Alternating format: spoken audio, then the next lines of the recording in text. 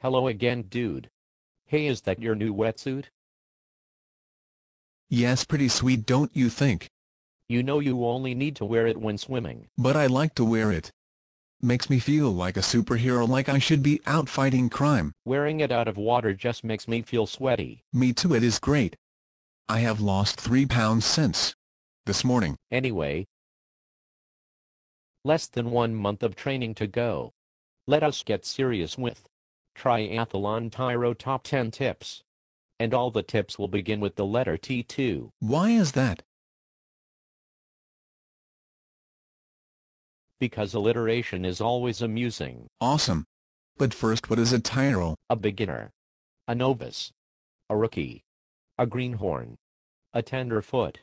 A noob. Okay, I get it. Let us start by listing the top 10 tips. Number 1 is what?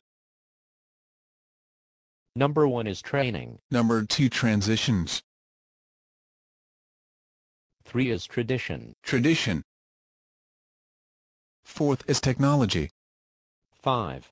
Time management. 6 is topography. 7 is trepidation. How is that a tip? Just keep going. Number 8. Technique. 9 is top it up. And number 10 is tude. I would like to go on the record that he came up with that one. Not me. Okay, actually you have been training harder and longer than me, so. Training. I am now training twice a day whenever possible, and it's good to have support from family and friends because it takes up so much time. And as far as the training goes, I alternate between swimming plus running, and then spinning or biking and then running. Recovery is important too. Got to give yourself time to recover, and let some of the minor aches and pains heal. Otherwise you can end up burning yourself out or getting injured. Tip number 2 is transitions. Practice them at home.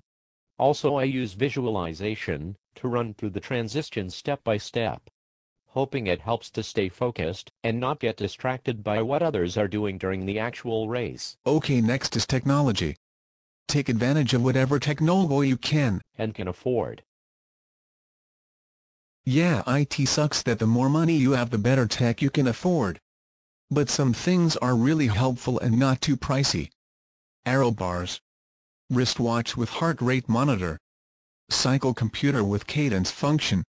And they should last for many years. Next up is tradition. By this I mean, stick with what has been working for you.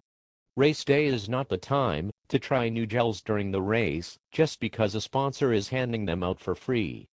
Don't decide to try Vibram 5 Fingers for the first time. I see. And now number 5. Time management. Arrive early so you don't have to rush around. Register, set up in the transition area, stay relaxed. No one is timing how long it takes you to get into your wetsuit. Oh, and make sure your bike is in the gear you want to start riding in. Nothing worse than hopping on and dropping your chain because you have to rush to change gears. And that leads to number 6. Topography. When you are set up, check out the areas going into and out of the transition area. Pick out some landmarks to help guide your approaches. Go over to the swim area and check out the shoreline. Okay, next is technique. If your course is open water, get out of the pool. If there are going to be hills in the bike stage, train on hills. Same for the run. Now, what do you mean by trepidation? I mean, don't be intimidated. Go into the race full on. Not saying you should be elbowing other swimmers or knocking over bikes as you pass them.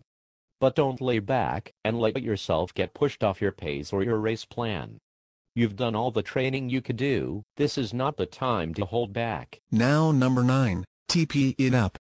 Make sure your water bottles are filled. Gels and bars in place. And then during the race, drink before you get thirsty. Slurp back a gel before you get hungry. And number 10, dude, is tude. Tude. Attitude. It's race day. Training is over. Forget coulda done more biking. This is time to maintain a positive attitude. No more shoulda done more biking.